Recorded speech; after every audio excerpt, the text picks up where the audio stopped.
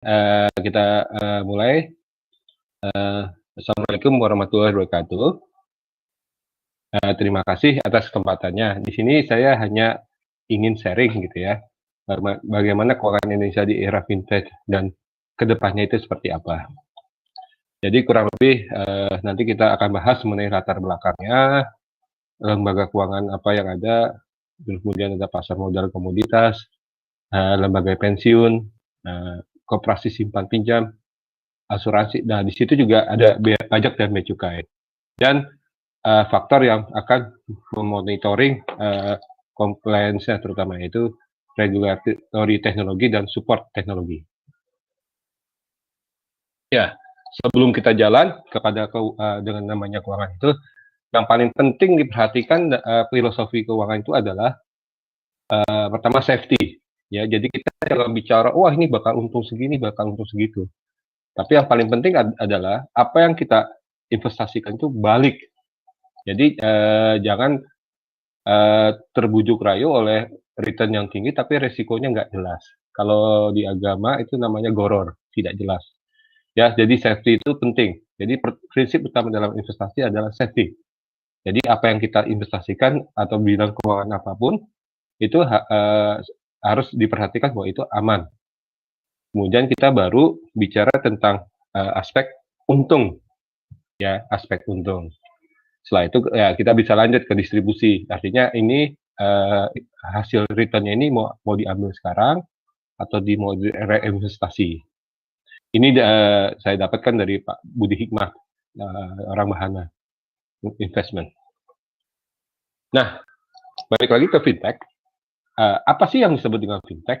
Nah, fintech itu saya ambil dari Investopedia, itu digunakan intinya adalah untuk memperbaiki dan mengotomatisasi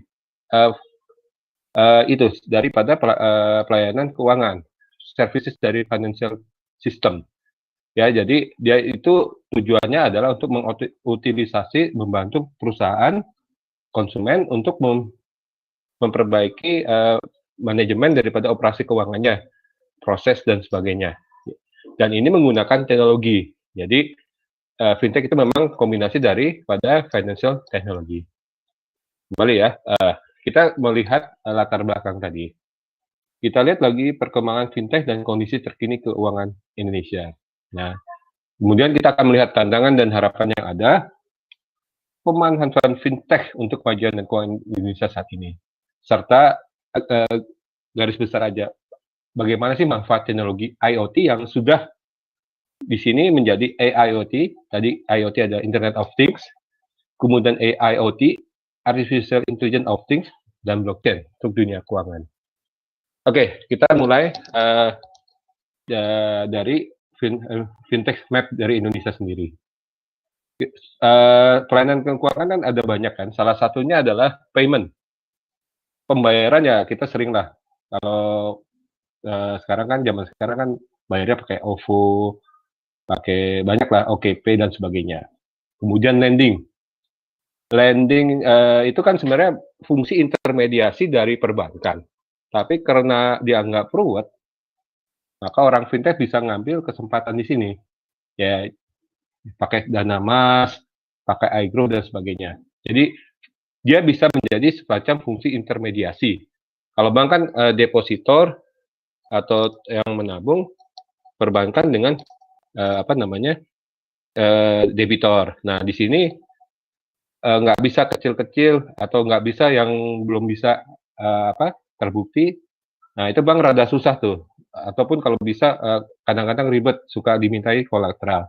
Di sinilah lending mengambil kesempatan di situ. Jadi ada ceruk yang tidak bisa dimasuki oleh perbankan. Walaupun sekarang bank juga membuat semacam bisnis juga untuk bisa seperti ini fintech untuk lendingnya. Nah, kemudian ada yang disebut dengan personal finance dan wealth management. Nah, ini seperti juga reksadana umum gitu. Cuman bedanya ini di digitalisasi ya. Banyak ya contohnya kayak Brankas dan sebagainya. Kemudian ada lagi yang ini agak sedikit berbeda nih dari dunia keuangan utamanya. Ini comparison. Kalau comparison tuh kurang lebih membandingkan. Kalau dunia analognya adalah dulu kalau kita mau beli barang elektronik zaman dulu, misalnya kita datang ke toko tuh di Glodok atau di mana aja.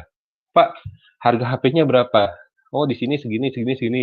Komputer di sana harganya segini. Suka ada perbedaan. Ya. Nah, di sini dimasukin oleh fintech, ya. Jadi di sini ada perbandingan kalau barang-barang A ini di toko ini sekian-sekian. Bagaimana testimoni daripada para pembelinya dan sebagainya. Dari situ yang konsumen diberikan pilihan mau milih yang mana. Kemudian di situ juga ada yang disebut dengan ini apa? POS system, point of sale system, ya banyak lah. Jadi kalau kita datang ke toko kan kita bisa langsung pembayarannya bisa pakai ini diambil. Ya, jadi dia membuat sistem sendiri. Jadi nggak perlu bikin sistem yang terkoneksi langsung ke bank. Walaupun nantinya memang fintechnya dananya pun akan disimpan juga di bank karena dia tidak bisa menyimpan dana yang tentunya besar. Kemudian di sini ada kripto dan blockchain. Nah, sedikit tentang kripto dan blockchain. Di Indonesia, kripto itu belum didukung, paling nggak oleh Bank Indonesia. Nanti alasannya akan saya ceritakan. Tapi kedepannya mungkin akan dipakai. Sedangkan blockchain sendiri, saya tanya teman saya di Bank Indonesia itu sebagai teknologi, it's okay, gitu ya. Tapi kalau untuk penerapannya nanti mereka akan lihat. Kemudian ada yang namanya dengan insurtech. Insurtech ya kurang lebih asuransi era kini yang penawarannya bisa lebih di customize. Jadi misalnya konsumennya maunya apa, kebutuhannya seperti apa dan sebagainya bisa lebih langsung. Jadi ini mengambil ceruk daripada pasar-pasar asuransi yang tidak bisa digapai secara tradisional, misalnya karena dia sakitnya sudah ada, terus misalnya mobilnya nggak jelas ada di mana kalau dia asuransi mobil dan sebagainya. Kemudian ada yang namanya crowdfunding. Ya, crowdfunding yang kita sering dengar, contohnya adalah Kita Bisa kan. Jadi kalau ada orang perlu bantuan, kita bisa minta kepada Kita Bisa untuk menghimpun dana untuk diberikan kepada orang yang memerlukan. Ya, itu kurang lebih. Nah, tadi saya balik ke cryptocurrency ya. Saya ambil dari Bank Indonesia. Jadi gini, BI itu sudah menegaskan bahwa virtual currency termasuk Bitcoin tidak diakui sebagai alat pembayaran yang sah. Jadi ini belum bisa dipakai, ya, karena dikhawatirkan akan ada terjadinya bubble dan sebagainya. Jadi saya masih menemukan beberapa orang yang masih menawarkan untuk investasi di cryptocurrency. Nah, di kita tuh nggak bisa, belum bisa ya. Ya, Bank Indonesia juga melarang nih. Jadi bukan hanya orang yang mau, tapi melarang semuanya. Mulai dari prinsipal, nilai switching, nilai clearing, acquire dan sebagainya. Itu untuk memproses transaksi dengan virtual currency. Ya, jadi konsumennya dinyatakan bahwa ini tidak sah. Supportnya juga diatur tidak bisa untuk mengerjakan hal ini. Nah, sebelum kita masuk ke ekosistem fintech Indonesia, ada beberapa hal yang perlu kita pahami di sini. Pertama tentang Open API ya. Open API itu adalah intinya membuat bagaimana developer di luar tuh bisa membuat suatu aplikasi sehingga bisa dipakai di dunia keuangan. Nah, ada lagi yang disebut dengan BI Fast, yaitu sistem clearing real time dari Bank Indonesia. Nah, kemarin saya ikut seminar daripada Bank Nasional, ini masih tanda tanya, apakah ini semacam switching? Apakah perusahaan suara switching ini nanti akan dihimpun atau bagaimana? Nah, di BI Fast ini kita masih belum jelas ya kelanjutannya. Ini yang ada sekarang. Kemudian QRIS. QRIS ya standar penyiapan berbagai macam pembayaran lah ya, biasa ya, yang seperti gambar kotak yang isinya macam-macam garis hitam putih gitu ya. Nah, ini sebenarnya pengembangan dari logistik di Jepang. Jadi itu dulu dipakai untuk menaruh barang ada di mana letaknya dan sebagainya. Tapi dikembangkan ke dunia keuangan, nantinya di situ ada harga dan sebagainya. Kemudian ada yang disebut dengan interface pembayaran terintegrasi. Jadi nanti kita akan lihat ya di slide berikutnya bagaimana dari sisi konsumen dan sistem itu disatukan di dalam bentuk IPT. Nah, ini ada lagi BI RTGS, BI Real Time Gross Settlement. Nah, ini seperti BI Fast, hanya saja dia bernilai transaksinya besar, 100 juta ke atas. Kalau e-money kan nggak sebesar itu ya, gitu. Ini untuk nilainya tinggi, 100 juta ke atas, dan dia bersifat irrevocable. Artinya apa? Begitu kita operasikan BI RTGS ini, duit yang sudah ditransfer dan sebagainya itu sudah tidak bisa ditunda atau digagalkan. Jadi ini hati-hati bermain di BI RTGS. Kemudian ada yang namanya data hub ya. Ini suatu arsitektur sistem komputer yang intinya ya bisa tidak hanya untuk menyimpan data, tapi bisa untuk berbagi dan di-deliver dalam era artificial intelligence. Ini dari Pure Storage definisinya. Kemudian ada namanya payment ID ya. Ini adalah suatu sistem transaksi yang terdiri, ini standar aja ya, terdiri dari 32 byte atau 8 byte ya, bergantung daripada sistem aplikasinya. Ini yang penting juga adalah yang disebut dengan sandbox. Sandbox jadi maksudnya gini, kalau ada suatu perusahaan fintech mau membuat aplikasi, maka akan diuji coba di sana. Apakah semacam laboratorium ya. Jadi apakah produknya ini bisa diterima sama market dan sebagainya. Jadi jangan sampai masyarakat merasakan negatifnya gitu. Kalau ternyata aplikasi atau produk jasanya ini tidak berjalan dengan baik. Kemudian ada yang disebut dengan open banking. Ya, open banking itu ya kurang lebih adalah ada third party yang provide akses untuk consumer banking, transaksi dan sebagainya. Ini open banking ini kemarin juga dibicarakan ya oleh Himpunan Perbankan Nasional di webinar juga. Ya ini mereka harus siap-siap nih menghadapi open banking. Jadi ini semua fintech itu memang suatu disrupsi untuk perbankan. Untuk itu mereka harus bisa memitigasinya. Oke, setelah perkenalan tentang terminologi, kita akan lihat dari ini sistem di sini ya, yang tadi front end ya, front end itu di situ ada APMR untuk masuk barang ya, seperti kartu ATM, kartu kredit, kemudian ada terminal alatnya misalnya EDC, Electronic Data, terus POS, Point of Sale, ATM dan sebagainya. Ini internet. Di sini pakai pembayarannya bisa digital dan sebagainya. Oh, ini kan langsung ya. Kemudian agregatornya. Nah, ini tadi IPT. Dari data hub, pusat layanan retail di sini mengintegrasikan alamat, ya, proxy dan sebagainya. Authentication, ini application protokol interface-nya. Kemudian dari sini, ini ke sistem clearing. Sistem clearing itu ini BI RTGS kalau dia besar. Kemudian bisa pakai BI Fast, atau gini yang sekarang ada ya, gerbang pembayaran nasional. Jadi tadi untuk menjelaskan mengenai IPT. Nah, tadi terminologi yang tadi juga dipakai untuk bisa menjelaskan mapping daripada fintech ini. Ya, jadi kurang lebih di tahun 2025 itu kita akan membawa sekitar 91 juta penduduk yang unbanked dan sekitar 63 juta UMKM ke dunia ekonomi yang formal lewat digitalisasi. Artinya apa? Ini adalah fintech itu membawa untuk inklusivitas, jadi semua tidak bersifat eksklusif, tapi bisa untuk semua orang. Di situ mapping fintechnya dibagi atas sektor finansial dan sektor real. Sektor finansial ya kurang lebih pelakunya adalah bank, fintech dan sebagainya. Jadi dia bukan pelaku utama bisnis, tapi dia hanya menyediakan sistem keuangan. Ya di situ di sektor itu kita lihat ada Setelah mereka support, mereka yang membuat aplikasi lewat OpenAPI, ya OpenAPI.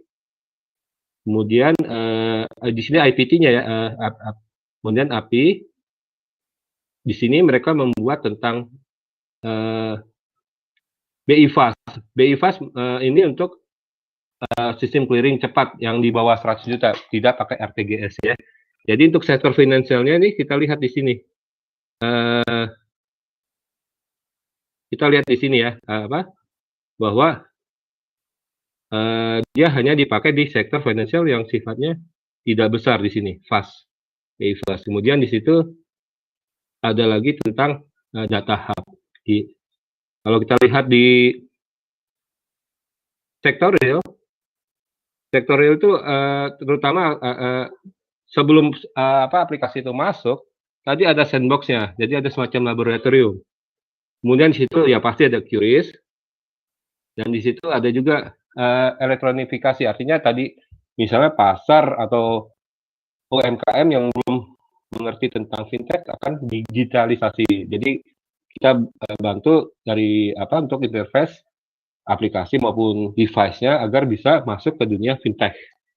Ya, kurang lebih seperti itu. Di sini juga ada yang namanya payment ID. Ya, tadi sistemnya. Nah, ini payment ID itu coba kita lihat di sini, menarik sekali. Itu banyak sudah dikelompokkan untuk masyarakat, petani, dan nelayan. Nah, UMKM itu dimasukkan ke QRIS. Ya. Nah, pariwisata juga QRIS, dan yang ini adalah sandbox. Ya. Ini adalah mapping kurang lebih keuangan kita di tahun 2025. Nah, sedangkan dari Bank of International Settlement, mereka kategorisasikan fintech sebagai berikut. Oke, BIS itu adalah asosiasi dari bank-bank sentral dunia. Ya, jadi ada BI, ada Federal Reserve, ada Bank of England dan lain-lain. Dia mengkategorisikan bahwa sektor keuangan itu fintech itu dibagi atas kredit, deposit, dan kapital. Nah, ini bisa jadi nih crowdfunding, bisa jadi lending, bisa jadi mobile bank dan sebagainya ya. Credit scoring adalah semacam menilai nilai kredit ini apa ini orang layak atau tidak. Nah, ini juga deskripsi nih untuk Pevindo. Pevindo adalah bagian dari pasar modal untuk menghitung menilai efek entah itu saham, kredit maupun surat berharga negara dan swasta. Kemudian dari sektor inovasinya juga bisa dimasukin adalah payment, clearing, dan settlement ya. Ini ya bisa pakai mobile wallet ya, ada wholesale, ada retail ya. Di sini bisa dilihat. Kemudian di sini investment management service, e-trading, robo advice. Nah, robo advice itu ini suatu disrupsi juga bagi perusahaan investasi reksadana ya. Jadi ini tentunya banyak memakai artificial intelligence. Jadinya kelemahan daripada manusia itu adalah mungkin dia bisa optimasi, tapi kan nggak bisa 24 jam dan masih terbawa oleh greed dan fear. Ya, jadi ketika dia merasa ini untung, suka kalah gitu ya, beli saham gitu kan. Nah, robo advice ini berdasarkan pengalaman dan sebagainya, dia bisa stop gitu. Jadi dia bisa mengendalikan fear dan greed-nya dengan berdasarkan masukan algoritma. Kemudian insurance ya, ini sama juga, ini ngambil dari big data dan sebagainya. Jadi kita bisa lihat market segmennya, supportnya adalah pertamanya artificial intelligence, kemudian IoT, ya ini bisa digabung ya. Jadi AIoT, cloud computing, security, distributed data ecosystem, portal data. Ya, jadi dari BIS sudah memberikan gambaran kurang lebih seperti ini. Bagian dari keuangan yang bisa difintechkan. Jadi ini semuanya adalah bagian dari bank yang bisa dipreteli gitu untuk diimprove dan automation. Kalau ini bagian dari perusahaan dari pasar modal. Nah, ini asuransi. Nah, tantangan dan harapan, ya, kita lihat sendiri bahwa fintech itu bisa membuat shadow banking gitu. Jadi ini bisa membuat bank itu kurang bisa akses lewat P2P lending. Tapi walaupun ini ada efek negatifnya, seperti ya sering kita dengar ya, bahwa ada yang dipaksa bayar, dikejar-kejar dan sebagainya. Kemudian ada yang sering kita lihat itu ada misuse of data. Nah, kemarin sudah ikut seminar juga dengan Fakultas Hukum. Di situ Bapak Dekannya Pak Nona tuh itu ahli telematika, ahli digital economics ya, hukum. Nah, ini dia membahas tentang aspek privacy dan sebagainya. Jadi ini belum matang nih di Indonesia. Banyak orang yang suka ditelepon orang untuk ditawarkan barang dan sebagainya. Datanya itu tersebar di mana-mana. Ya, ada cyber attack dan sebagainya. Nah, opportunities itu besar sekali. Ya, jadi kita lihat ya, banyak kan orang itu kan tertinggal karena tidak berilmu dan kurang pendanaan. Ini dengan adanya fintech ini orang bisa mendapatkan modal yang besar gitu dari siapa saja asal dinilai bagus ya. Kemudian bisa dapat ilmu. Jadi banyak hal-hal yang tadinya tidak terpikirkan bisa dijadikan kesempatan untuk memajukan, contohnya desa gitu kan. Tadinya tidak ada cuma lihat tanaman seperti itu aja, dengan adanya fintech bisa dijual barangnya ke daerah lain lewat misalnya Investri dan sebagainya. Sorry, bukan Investri, plantation base fintech dan sebagainya. Jadi menjual produk-produk pertanian untuk dijual ke seluruh daerah. Ini contohnya. Kemudian di situ ada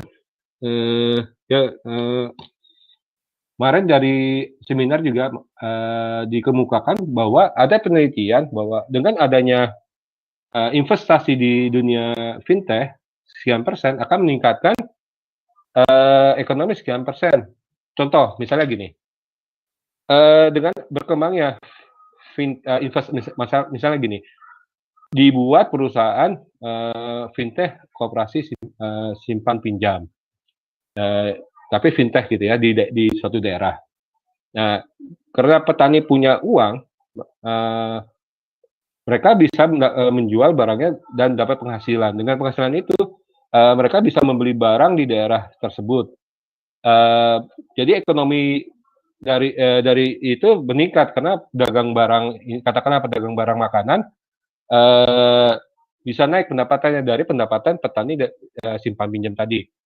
Ini makanan ini mungkin pedagang itu dapat dari peternak. Peternak juga dapat penghasilannya. Jadi ini yang disebut dengan multiplier effect. Dengan investasi digital di sistem tersebut di desa, maka yang lain-lain pada meningkat penghasilannya. Nah, kita sekarang melihat dari pasar modal. Kemudian ada penjaminan efek, bursa efek itu sendiri, IBPA dan Tevindo. Kita lihat ya, saya itu memberikan jasa ya yang bersifat administrasi rekening efek. Jadi distribusi hasil conversion dan jasa-jasa lainnya.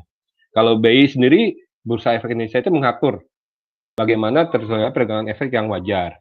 IBPA atau Indonesia Bond Pricing Agency itu menilai harga pasar utang secara harian. Jadi misalnya gini, obligasi perusahaan kan misalnya dijual dengan harga 100. Nah, itu tidak selamanya 100. Kalau diperjualbelikan dia akan naik turun. Nah, naik turunnya itu berdasarkan penawaran dan supply di pasar modal. Nah, IBPA itu karena saya pernah riset di sana, membuat suatu angka yang wajar itu berdasarkan ini, semacam simulasi dari curve fitting. Ya, yang wajar itu harganya sekian berdasarkan supply dan demand. Artinya jangan ada orang-orang yang menjual terlalu banyak atau terlalu tinggi atau terlalu rendah ditawarnya agar tidak ada orang yang dirugikan. Itu IBPA. Kemudian Pevindo. Tadi Pevindo itu memberikan peringkat atas suatu penerbitan surat hutang atau kredit ya yang dijualkan masyarakat luas. Maksudnya gini, kalau perusahaannya itu besar dan mantap keuangannya, Pevindo akan memberikan nilai peringkat yang bagus. Artinya apa? Kalau peringkatnya bagus, maka di sini ini masih pasar konvensional ya. Suku bunga yang ditawarkan rendah karena high risk, high return. Low risk, low return itu seperti itu di pasar modal konvensional. Jadi kalau semakin bagus perusahaan, maka surat bunga yang ditawarkan semakin rendah. Tapi nanti kalau perusahaannya terjadi masalah, misalnya gagal adanya kayak sekarang pandemi ekonomi gitu ya, pandemi itu menyebabkan penjualannya menurun, sehingga perusahaan kesulitan untuk bisa membayar hutangnya. Di situ Pevindo bisa menurunkan peringkatnya. Dengan kata lain, nilai surat hutangnya menjadi berkurang, gitu. Tapi si perusahaan ya tetap harus bayar senilai itu, tapi sudah kurang berharga lagi. Nah, kemudian ada yang namanya KPI, itu lembaga clearing dan penjaminan yang menjalankan kegiatan clearing, fungsi penjaminan perusahaan transaksi bursa. Jadi kalau antar lembaga bank misalnya kan itu ada clearingnya, itu Bank Indonesia. Tapi kalau saham itu clearingnya adalah KPI. Nah, tantangannya apa yang tadi? Tadi adalah crypto hedge fund, gitu ya. Jadi nggak perlu lewat ini, lewat pasar modal ini. Kita bisa bertransaksi yang tidak direlugasi paling nggak di Indonesia saat ini. Kemudian ada namanya robo advisor ya. Jadi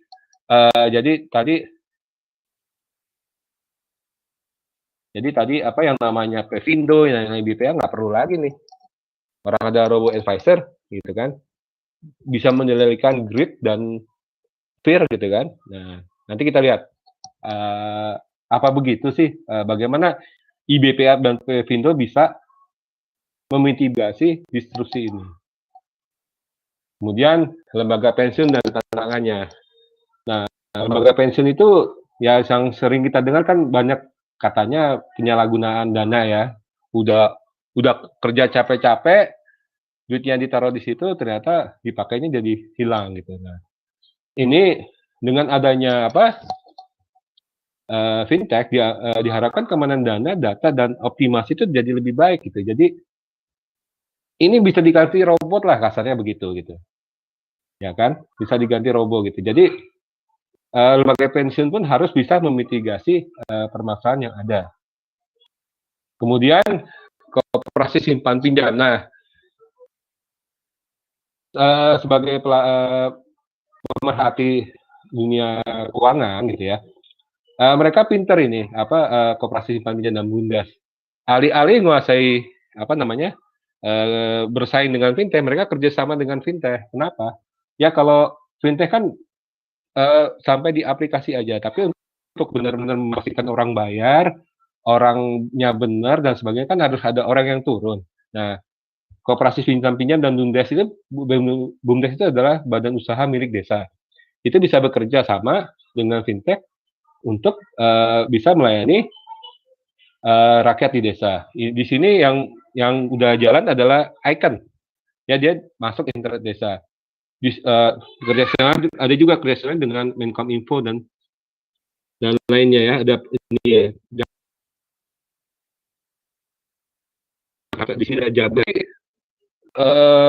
Potensi fintech ini sangat besar dan kalau bisa memitigasinya malah akan saling menguatkan. Karena kan fintech hanya dalam jajaran aplikasi, tapi yang turun ke lapangan ketemu orang melihat investasi di sana kan harus orang gitu kan. Nah, ini koperasi simpan pinjam dan Bundas di sini saya lihat bisa dia memitigasi. Nah, kita masuk ke insurance ya, insurtech di sini ya. Itu inovasi teknologi yang didesain untuk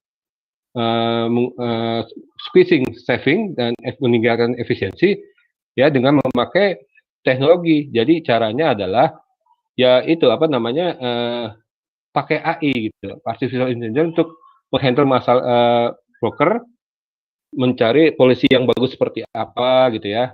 Bagusnya kalau perusahaan misalnya mati asuransi, jadi tetap bisa diterima oleh asuransi melalui mempelajari penyakit dan perhitungan probabilitas aktuarianya. Kemudian kita ke pajak dan bea cukai. Nah, pajak digital kan kita lihat kan antar negara maju maupun negara berkembang masih ada perdebatan. Ini terutama dari presence debate. Karena kan, kan aku nggak datang ke negara kamu. Jadi ini masih sesuatu yang diperdebatkan. Nah, untuk itu, maka pemerintah terutama di Indonesia mengarahnya kepada end user-nya.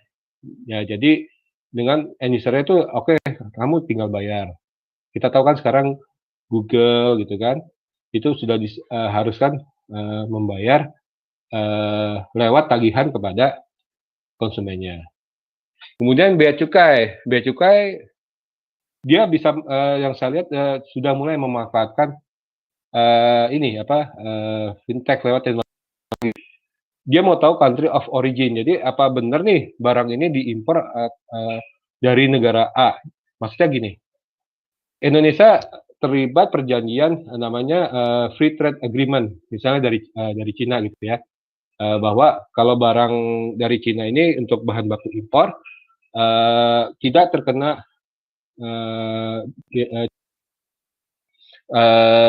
maksudnya gini, contoh adalah di dunia keuangan syariah gitu, yang disebut dengan musyarakah atau bekerja sama itu untuk skala yang mulai besar itu di bank syariah itu jarang gitu, mungkin nggak ada gitu. Kenapa? Belum ada trust, ya belum ada trust. Jadi misalnya emang apakah ini barangnya halal? Di situ bisa pakai blockchain untuk traceability atau untuk bea cukai tadi, country of origin. Apa benar ini barang ini dari Cina yang sudah berdasarkan free trade agreement ini dapat pengurangan pajak impor karena akan dipakai lagi misalnya untuk ekspor. Itu banyak sekali kesempatan yang ada.